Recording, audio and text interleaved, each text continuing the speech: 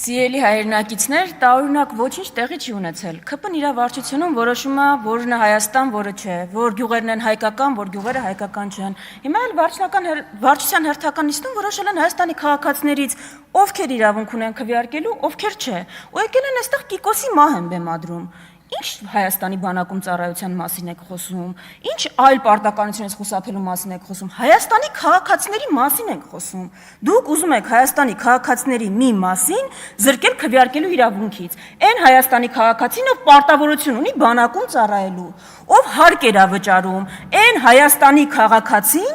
ով այստեղ ունի պարտավորություններ։ Դուք պարտավորությունների ծավալը իր չեք փոխում, բայց իրավունքները սահմանափակում եք։ Այդ ո՞նց եք տենց որոշել։ Ոնց կարող, այսինքն Եվրոպա գնացող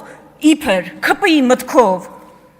ոնց է անցել այս կարգավորումը, որից աշխարհը հետ է գալիս։ Մեծ Բրիտանիայում ընդհանրապես վերջերս են նման կարգավորում բան արել, չեղարկել։ Շատ մեծ հարց է Ռուսաստանից այստեղ ժամանածները իրականում ում օգտին են քվեարկել։ Շատ մեծ հարց է, բայց դա ոչ ոքի իրավունք չի տալի Հայաստանի Հանրապետության քաղաքացիների իրավունքները սահմանափակել։ Բայց դուք շատ անկեղծ եք, իսկապես եմ ասում։ Տիմ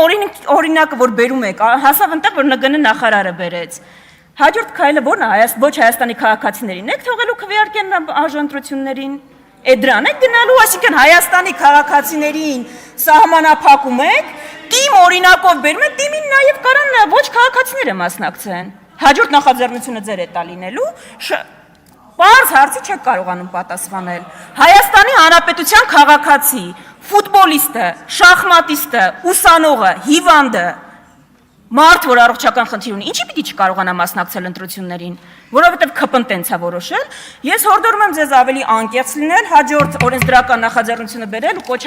որով կսահմանվի, որ Հայաստանի Հանրապետության քաղաքացին մենակ ՔՊ-ի օգտին կարա քվեարկի, դա ավելի անկեղծ կլիներ։ Կրկնվում եք, այդ միտքը հնչել էր արդեն։ Արփինե Դավոյան, նախապատրաստվի Հովիկ Աղազարյանը